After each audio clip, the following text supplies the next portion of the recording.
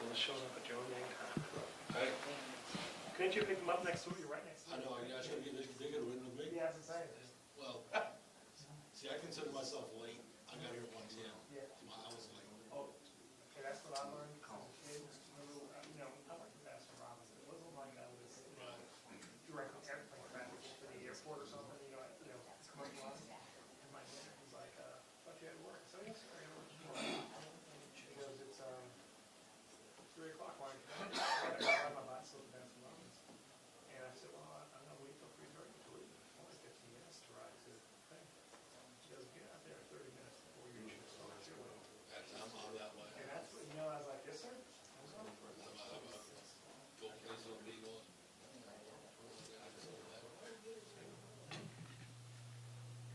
Hey, y'all, I'm sorry. That was Channel 6 call. They're on the way. I'm just going to, out of professionalism, I'll give them a few moments. Sure. Yeah. And Harold would like to point out the radio was here early. Carroll will also point out we're right next door to when we made it. Yes, yes. Next time, if you swing by and pick them up, I'd appreciate it. Yeah.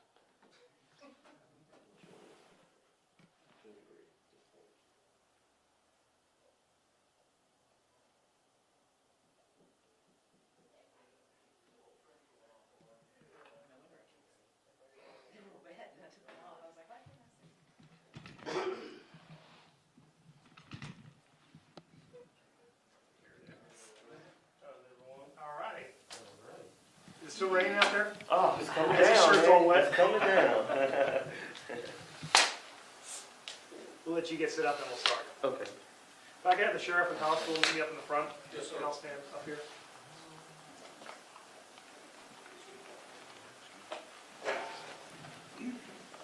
Matt, if you'll stand on the chair so you can see. Right. Me and Lade are fixing to have to head this conference up, because we're fixing to be short of chief.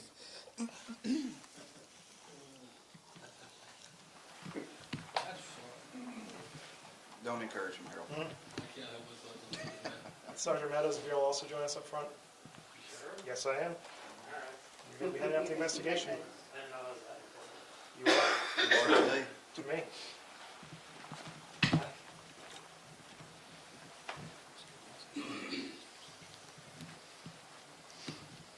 Okay, does somebody know when y'all ready? We're going to start. Y'all ready? You need a test or anything? Both mics working? Okay. First off, I want to thank everybody for showing up today. I want to introduce our board of Crime Stoppers that made this opportunity available. They're present here. I also want to introduce the Fulton family. They're the ones that put up the $50,000 to try to get somebody to come forward with information. As you can see, standing with me up here is Sergeant Tom Meadows. He's over our detective division.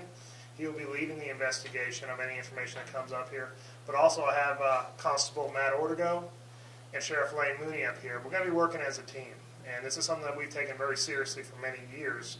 And we feel like, on March 14th, 1991, a very heinous crime was committed in our community that cost the life of Kathy Page. Kathy was not just a daughter. She was a wife, a sister, and most importantly, a mother of 2 young girls. This death later on would lead to one of those girls' deaths.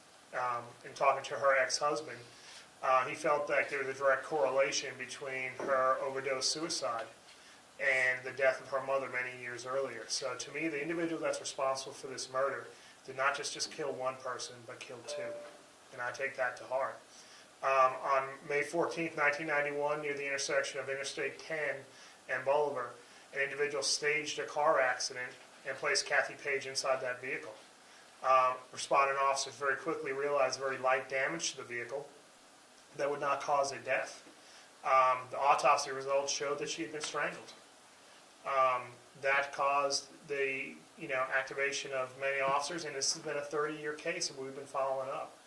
But we believe there's somebody in our community that has the information that we need to bring this case across the finish line and bring it to prosecution, because we have to be able to prove beyond a reasonable doubt the individual is responsible for this murder.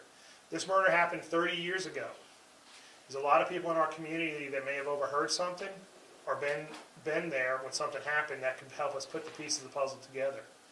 I myself would not be wanting to go to my grave with information on not just one death, but two. And honestly, the second death, in my eyes, was still that of a child.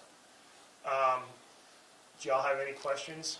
Chief, obviously, with the Crime Stoppers, someone coming forward, they're going to remain completely anonymous. Correct, and that's one thing. I had to give the Crime Stoppers board. This was not something that we were able to do overnight. We had to do a lot of research on this, on how we could do this process with such a large reward. When they researched it, they contacted, I think, Miami, they contacted Houston, they contacted LA, and other organizations, Crime Stoppers organizations across the United States to see how they have done it. This is the largest reward ever offered in the history of Crime Stoppers. And we have to thank the Fulton family for that. They are the ones that came forward with this idea, and we were just able to bring it to fruition. And I appreciate them working with us, because it took us time, because this thing came up right before COVID, and we had to deal with COVID, the board couldn't meet to discuss this for a long time. So this is something that it really shows the connect between the Crime Stoppers board, their mission of solving crimes, and us getting this thing to the fruition. What about leads? As of right now, I know you obviously were not chief at this time, but are there any leads you've been following? Have you been getting tips or leads over the years? We have been getting tips and leads over the years. Nothing has panned out to what we need to get to beyond a reasonable doubt. I will tell you that there is a billboard now on I-10 announcing the $50,000 reward. I feel comfortable telling you that I've actually received my first phone call from somebody that wants to come forward with information from 30 years ago. And I'll be meeting with that individual in the next week or so. So, like I said, and this individual stated, it's time for me to come out and say something. I wish I had come out 30 years ago. I can't go into the information, but every piece of that puzzle helps us. We saw in the Mary Catherine Edwards case, they got the Texas Rangers involved, and DNA was very pivotal in that case. Is that something that you guys are considering doing? We've already done. We've opened this case and actively began it and reprocessing evidence about 2 years ago. We have some DNA. It's not, this case can't be taken alone by the DNA, whereas every case is a little different. But we have used current DNA analysis on some evidence that has given us another piece of the puzzle going forward. But we need somebody to come forward with information. We believe that not just the individual that murdered Kathy and honestly is responsible for the death of Monica, but we believe that there was individuals in our community that assisted in the cover-up. I'm going to use the word cover-up, and the disposition of evidence following this case that have information, or people that are around them may have information that they may want to get off their chest before they die. I'm just going to say it, as I wouldn't want to go to the pearly gates or not the pearly gates because of something I know. Will this be publicized in other areas for people who have maybe moved out of this area since that happened? I'm hoping that because of this being the 3 billboards murder, as somebody have known about it, that's the reason I've asked for y'all to be here and hold this press conferences. I hope y'all are going to be carrying that message, and that your networks may want to carry that further outside our region. The press release didn't just go out to just the locals, but I made sure it went out to the national, the AP, everybody and anybody that I could send this thing out to, I sent it out to. I think it's 270 contacts I have on my press release. Rod, talk about the importance of being able to give this family some closure after all of these years. I think every victim needs an advocate, and I think they have been the advocate for their sister.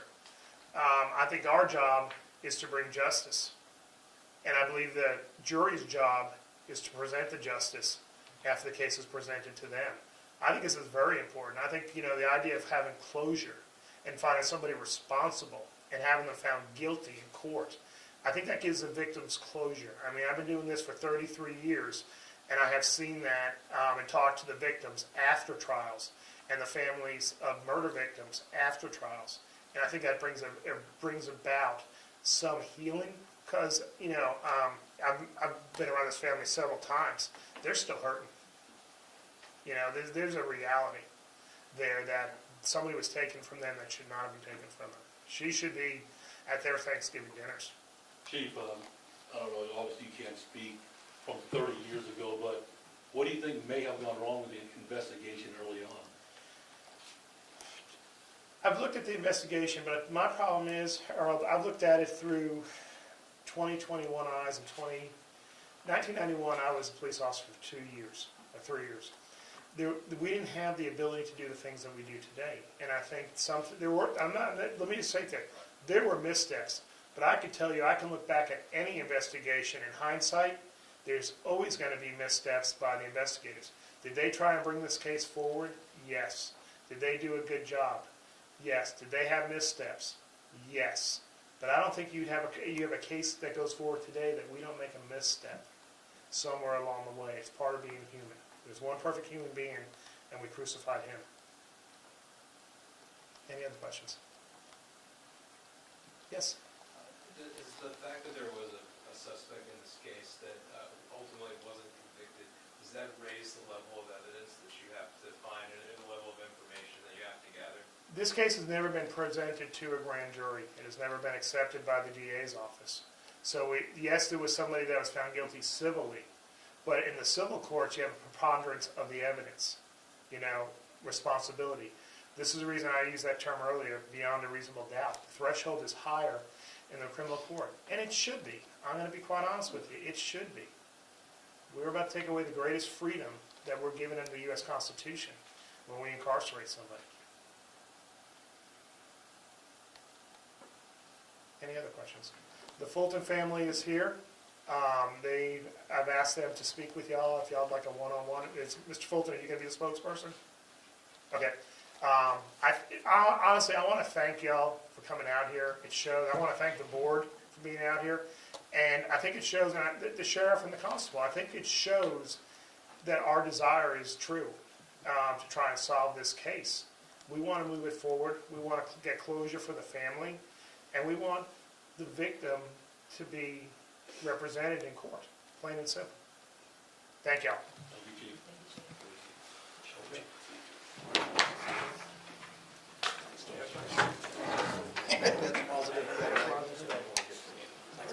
Hey guys, you want to do this all at once to make it a lot easier? Yeah, we can. Yeah, let's do that all at once.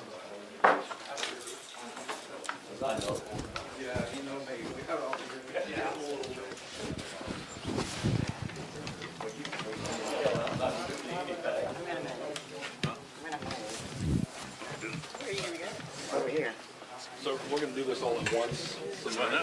We're going to do this all at one time, that way we don't have to